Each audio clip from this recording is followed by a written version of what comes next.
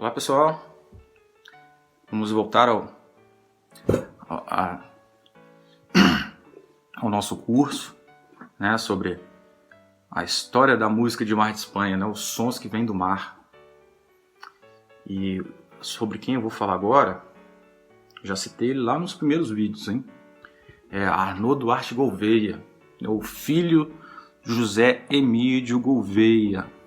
No vídeo anterior, eu falei sobre o maestro José Francisco Flores, né? Importante personagem da história de Mar de Espanha, quanto cidadão, né? Quanto músico, principalmente quanto músico. Ninguém conhecia. E esse aqui também eu acredito que ninguém conheça. Muito pouco relacionado a isso, né? O conhecimento sobre essa pessoa. Então, o Arnaud, ele é contemporâneo do José Francisco Flores. Nasceu em 1860, ele nasceu em 1865, né? O Arnaud viveu mais do que o maestro José Francisco Flores. Com certeza eles podem ter se encontrado, pelo simples fato dos dois terem estudado no Conservatório de Música do Rio. Não achei nada relacionado a isso. Mas tudo é possível, você pensando numa possibilidade dessa, que eles estudaram lá e participavam ativamente da vida musical da cidade, é comum você encontrar, né? Então, a história do Arnaud, o que eu vou conseguir em Mar de Espanha, registro na cidade de Mar de Espanha, o fato dele ter participado do dia da inauguração da igreja, da matriz, novamente, a igreja da matriz, ela sendo um grande marco da música em Mar de Espanha, um grande marco religioso, arquitetônico da cidade, né, que é uma obra muito grande, é chamativo, é importantíssimo para o turismo da cidade, tanto turismo religioso quanto uma atração, né, arquitetônica do centro da cidade, junto ao jardim, né? Uma coisa realmente muito bonita, um prédio muito bonito. Então ele participou dessa inauguração, assim como o pai dele, provavelmente o irmão, que depois eu vou falar sobre o Joaquim Duarte Gouveia. Ele compôs uma Ave Maria, né? Todo mundo conhece aqui, né, a tradição aqui em Mar de Espanha, quando dá às 6 horas da tarde, você coloca uma Ave Maria cantada, né? Tem uma Ave Maria cantada lá em latim, né? Era de compositor Gounod, né? Então ele fez uma, porque a Ave Maria não é só aquela ali, existem outras, né? Antigamente, quando você pensava em escrever uma missa, a música só destinada para a missa, hoje você vai em uma missa, você tem lá as músicas escolhidas pela pastoral da música na Igreja Católica. E naquela época não devia ser tão diferente não, que você obedecia umas regras, assim, entre aspas, uma sequência de músicas que você tem que cantar. O canto de entrada, né? Você tem os salmos, e depois a música da comunhão. E você tem esse ritual. Então a Ave Maria podia compor uma parte dessa estrutura de uma missa, né? Poderia compor. Então ele participa, há uma orquestra, né? É citada uma orquestra na participação, na celebração da missa.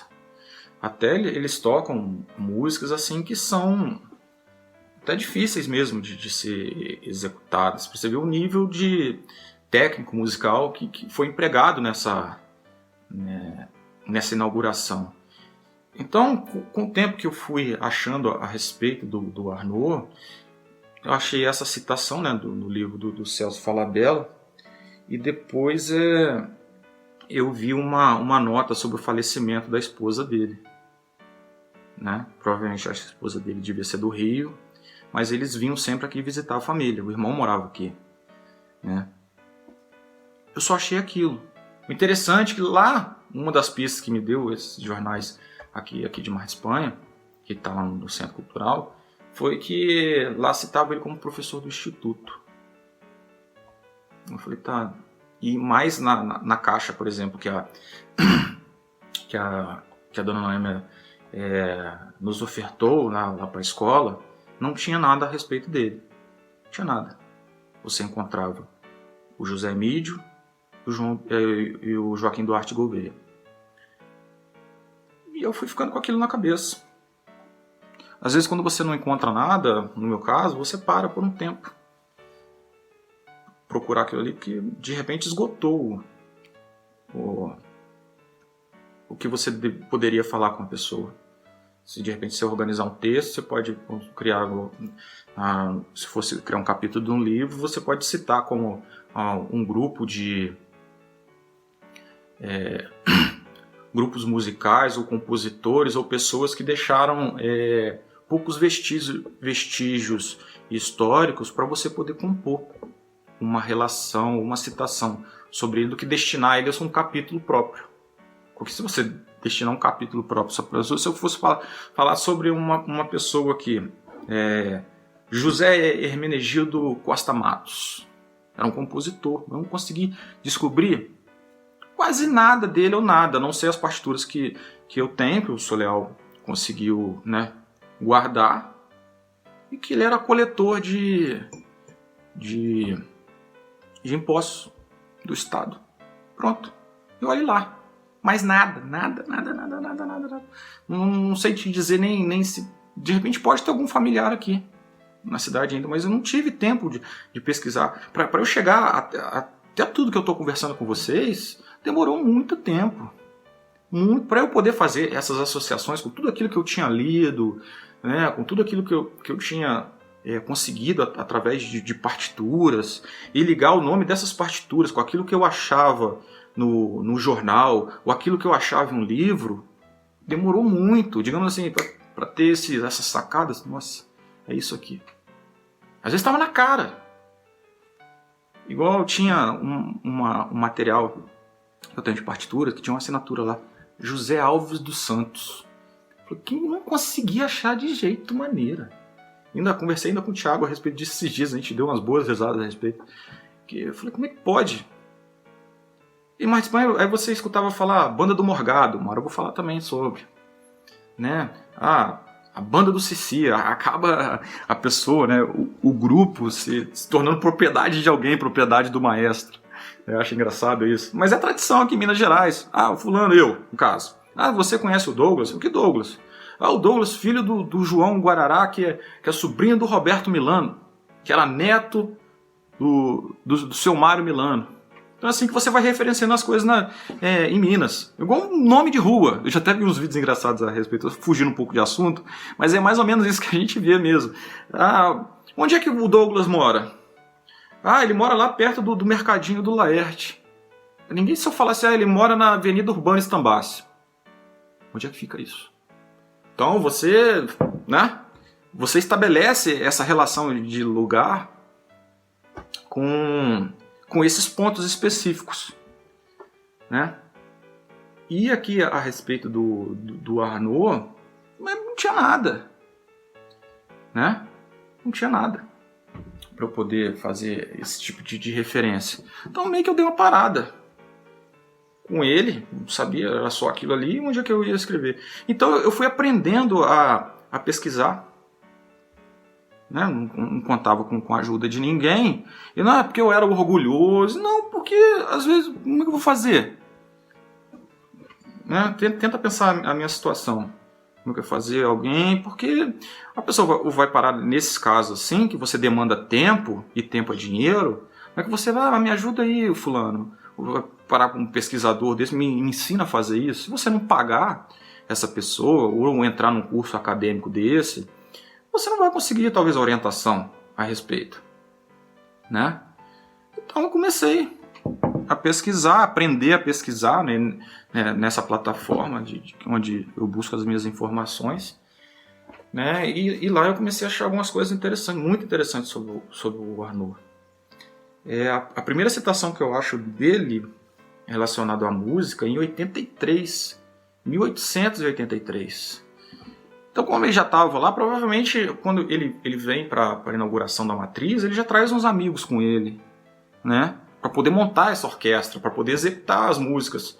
Porque tem missas, determinados tipos de coisas, que você tem que realmente ter uma orquestra para poder tocar, né? Então, provavelmente, ele chamou coisa que a gente faz hoje. A gente faz principalmente o Thiago.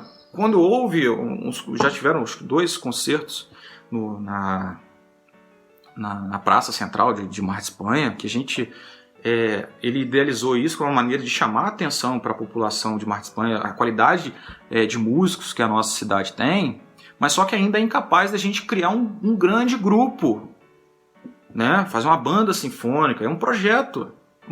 Quem sabe um dia a gente consegue criar uma banda sinfônica só com músicos daqui. Então a gente acaba trazendo músicos de fora para poder tocar aqui, como o Marco Antônio já fez, o Djan fez, né? O Marcelo fez, que hoje ele é regente da banda da Polícia Militar em Belo Horizonte, né? Tá lá como se fosse o maestro José Francisco Flores, né? Digamos que não tenha ganhado essa proporção, mas ele tá lá fazendo o trabalho dele de regente. Então você tem pessoas importantes na vida musical de Mar de Espanha até hoje, mas por causa dessa bagagem anterior que a gente tem. Não tem como desvincular onde chegamos hoje com o nosso passado. Não tem como. E depois eu vou falar sobre uma pessoa que foi importantíssimo para isso, para a minha pesquisa e para a música da cidade, que é o Seu Leal.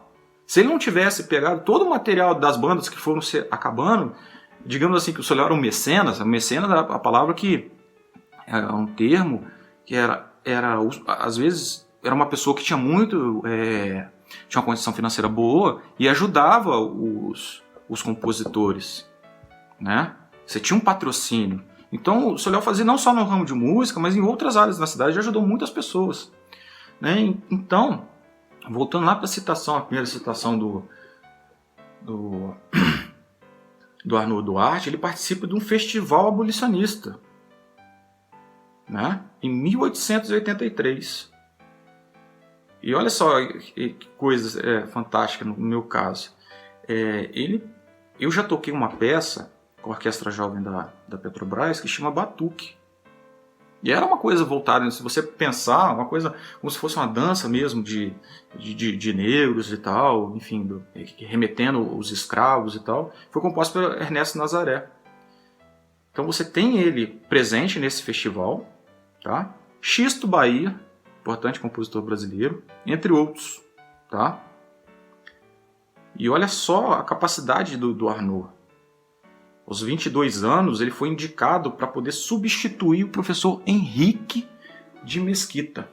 Tem uma sala lá na acho que não é FRJ, lá na Escola de Música, acho que leva o nome dele, não tenho certeza não. Não sei se era Oswaldo, era outro nome, mas é bem parecido. Mas ele vai dar aula de rudimentos e solfejo.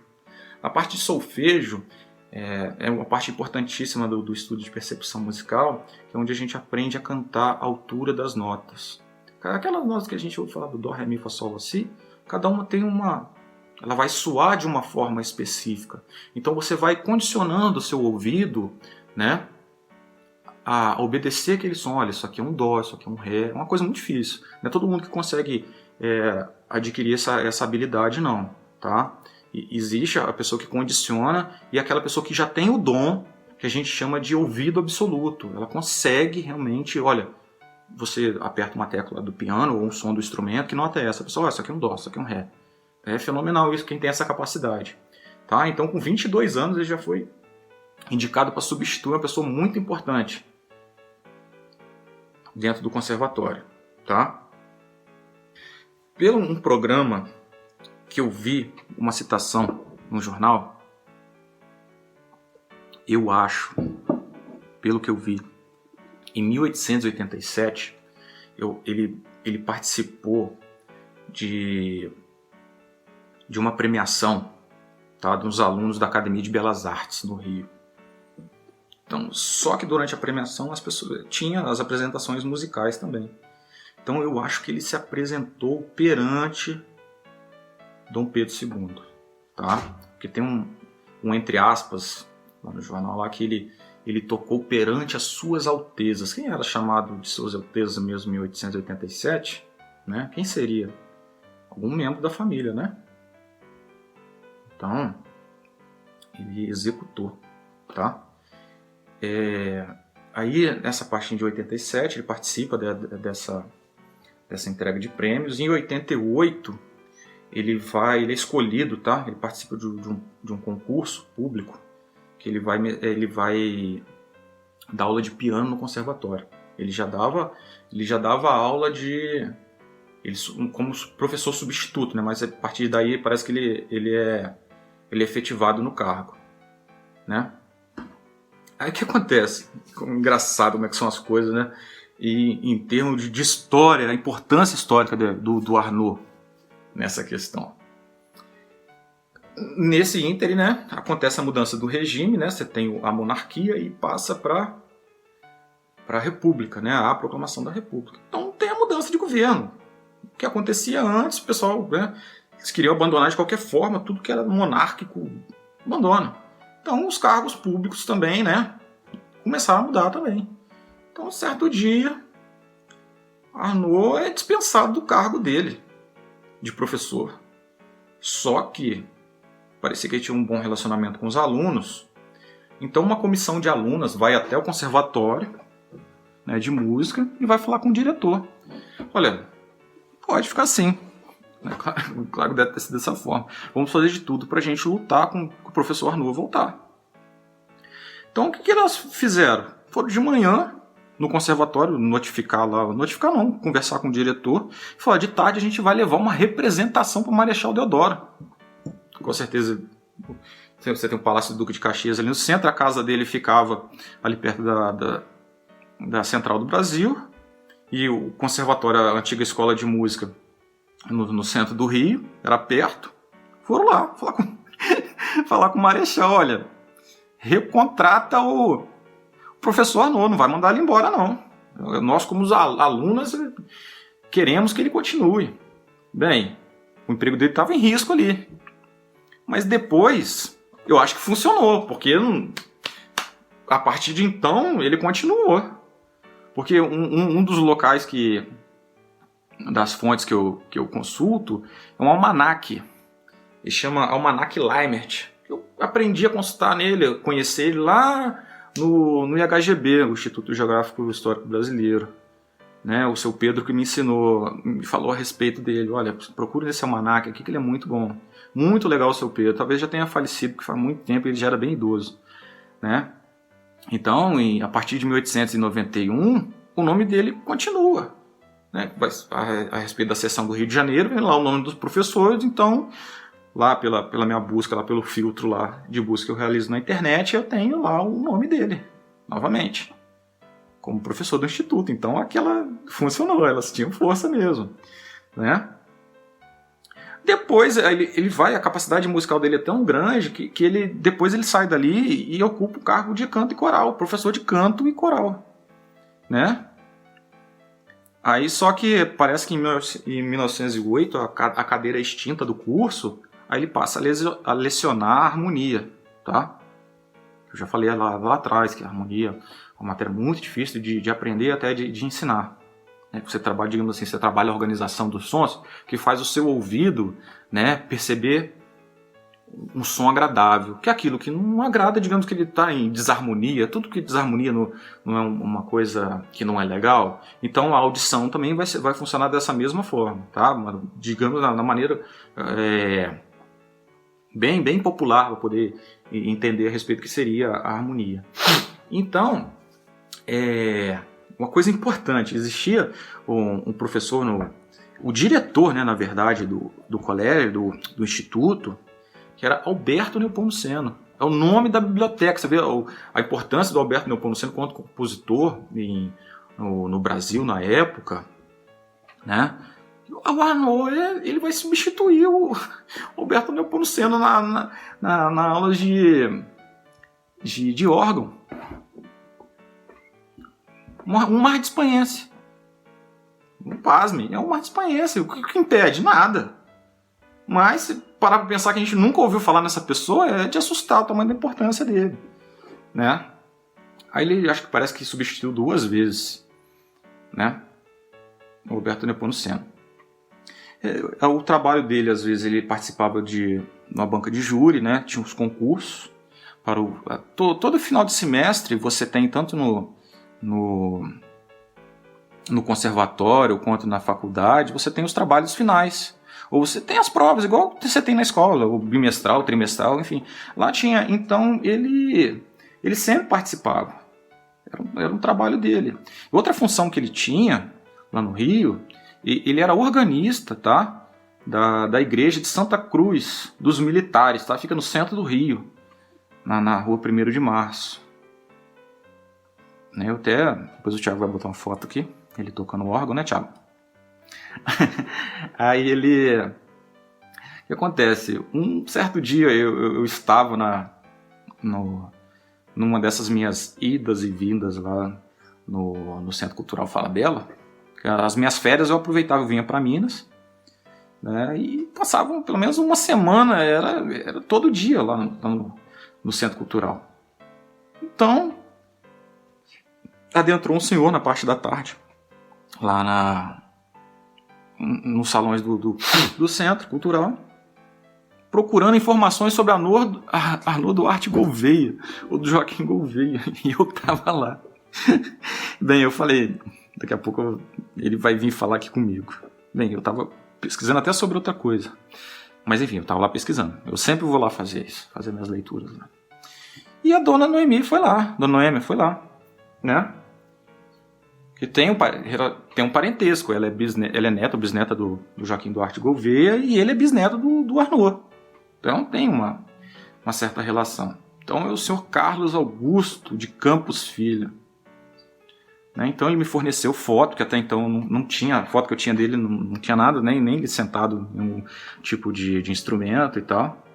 Falou a respeito, que ele ficava abismado de como o bisavô dele conseguiu sustentar 5 filhos sendo professor de música. Imagina aquela época que tinha trabalho e hoje que quase você não tem.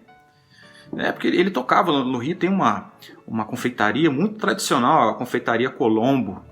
Então lá tem um piano, são 2 andares, né? Eu já tive a oportunidade de tomar um café lá. Café é sempre bom, né? Então, no andar superior, tem lá um piano. Até hoje. E eu nunca podia imaginar que o Arnaud tocava lá. E tocava em hotéis, aquela ideia de piano bar, né? Ele tinha, igual eu falei para vocês lá atrás, que o músico tem que correr atrás mesmo para poder sobreviver, se ele não tiver um emprego fixo, né? Então, ele tinha uma grande importância também lá dentro dessa igreja. E com certeza ele devia tocar as composições dele lá também. Eu tentei contato há pouco tempo com a igreja. Infelizmente, esse período de pandemia, eu não consegui. Que a pessoa me respondeu o e-mail, falou, não, a gente tem as coisas relacionadas aos nossos organistas aqui, a história dos nossos organistas. Então, uma oportunidade próxima, vindoura aí, de quando eu tiver a oportunidade de consultar esse arquivo. Mesmo que depois, né, sejam informações complementares, e esse tipo de trabalho que um dia eu pretendo imprimir, que ele sirva de base, se alguém se interessar, talvez não por alguém daqui, ou alguém de fora de Mar de Espanha, que é envolvida com a história da música, ou pesquisa musical, que faça um trabalho até melhor do que o meu. Digamos que o meu seja só seja um pouquinho o início de um grande trabalho. Né? Então ele veio aqui na esperança de conseguir alguma coisa. Eu expliquei para ele, bem, ele ficou surpreso. Nossa, tem uma pessoa aqui em Mar de Espanha que pesquisa sobre o meu bisavô e já tem tudo. Porque você não vai achar. Você vai achar uma foto ou outra do Joaquim Duarte Gouveia, do Arnaud, então você não vai achar nada. Só aquilo que eu te falei, só a notícia do dia que a esposa dele faleceu. Para as pessoas aqui em Mar de Espanha ter conhecimento. Eu já cheguei aí no cemitério São João Batista. Mas só que lá na administração, eu queria localizar na época o túmulo dele para obter uma foto. Tradição, né? A pessoa falecer. Eu sei que pode parecer estranho, mas a pesquisa é assim. Você tem que eliminar todas as possibilidades. Se você chegar a um ponto de não achar, terminou. Mas enquanto você tentar ligar uma coisa com a outra de um dado que você encontrou, você tem que ir atrás. Você pode achar ou não. Né? Só que lá na época que eu fui no cemitério São João Batista, uma dessas folgas que eu tinha no meu trabalho, eu poderia ficar em casa, né? Realmente. Não, eu saía e ia longe da minha casa, o cemitério São João. É uma viagem como daqui em Juiz de Fora, relacionada a tempo, não distância. Você pode percorrer uns 17 quilômetros aí, mas é 17 quilômetros chorado, de trânsito, 1h30 ou mais, por causa do trânsito. Então, você depende de muita força de vontade para poder fazer um negócio desse. Só que, segundo lá a pessoa que me atendeu, esse arquivo de termo de localização de túmulo, quadras, enfim, ficava na Santa Casa do Rio de Janeiro, que é no centro da cidade, então poderia estar lá no arquivo desse local. Só que naquela hora eu já não tinha mais tempo para ir lá na Santa Casa, que é a folga que eu tive naquele dia. Eu falei, não, eu vou dar um pulinho lá no cemitério, que eu tô aqui perto, fui fazer um exame. Então já estava perto. Então eu aproveito esse tipo de coisa. Da mesma forma que foi o dia que eu passei na biblioteca da escola. Eu fui lá, sem como quem não quisesse nada. Falei, por acaso você tem alguma coisa a respeito do professor Arnaud Duarte Gouveia? Aí tem lá a base Minerva, né, que é a base que a gente faz as pesquisas. E tinha. Mas aí você chega lá, tem uma pastazinha, uma pasta dessas, pasta suspensa. Aí tem uma folha, ou estava digitada, falha a memória, digitada não, datilografada ou escrita à mão. A história todinha da vida do Arnaud Duarte Gouveia. Todinha. Uma pequena biografia, mas que já servia de muita coisa para mim. Né? Servia muita coisa. Só que, como eu pesquiso muito, eu acabei perdendo a folha. Que às vezes, se eu estou com uma ideia, até antes de gravar esses vídeos aqui mesmo, às vezes eu paro, descanso um pouquinho, para poder até descansar a voz. Acabo de almoçar, deito um pouquinho. E quem falou que eu consigo descansar? A cabeça não para. Que vai girando uma coisa, vai ligando uma coisa a outra. Assim, Então eu fico muito ativo quando eu faço esse tipo de coisa. Né? Eu tenho aqui a respeito ainda sobre a igreja de Santa Cruz dos Militares. Eu acho que eu já toquei nessa igreja. Tá? Porque aconteceu uma vez um acidente com um helicóptero da Marinha. Ele caiu perto da praia do Flamengo e era o teatro do Instituto Bennett, que é uma faculdade metodista lá do Rio, e a orquestra da Petrobras, tanto a principal quanto a orquestra jovem, que também era um projeto para jovens carentes, que apesar da época eu tinha 20 anos, mas eu não deixava de ser jovem e carente mesmo. Porque tipo assim, a gente recebia uma bolsa de R$100 por mês, que era só o dinheiro para a gente poder se locomover, para poder ter a prática de conjunto da orquestra. Então, eu cheguei a tocar lá a missa de 7º dia, em homenagem aos pilotos. E foi a Santa Cruz dos Militares. Tenho quase certeza. Coincidência, né? Enfim. Ele tocou numa festividade lá, ele como organista, ele compôs a orquestra, tá? Dirigido pelo cônego local, tá? E acompanhado pelos discípulos da escola Cantorum Santa Cecília, somado a mais 9 exímios professores do Instituto. Ou seja, olha como é que você pode ligar uma coisa a outra, essas composições de orquestra. Você tem que chamar pessoas conhecidas para sanar a sua dificuldade. Olha, eu preciso fazer uma apresentação lá em Mar de Espanha. Te dou casa, não tem condição de pagar. A proposta é assim mesmo, você é meu amigo, você pode me ajudar? E assim acontece. A pessoa vem de bom grado para te ajudar. Se desloca lá de São Paulo, no caso dos amigos do Thiago, e vem para poder tocar.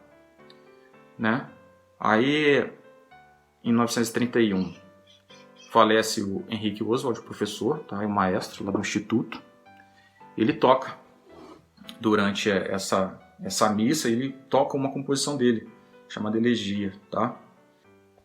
Uma das composições dele que eu não consegui. Eu vi engraçado, né? Eu vi uma composição dele sendo vendida na internet. E em euros, tá? em euros. Ou seja, no Brasil você não acha, mas no exterior você consegue achar uma composição de um Mar de Espanhense vendido na internet e na Europa. É mais ou menos assim que funciona, né?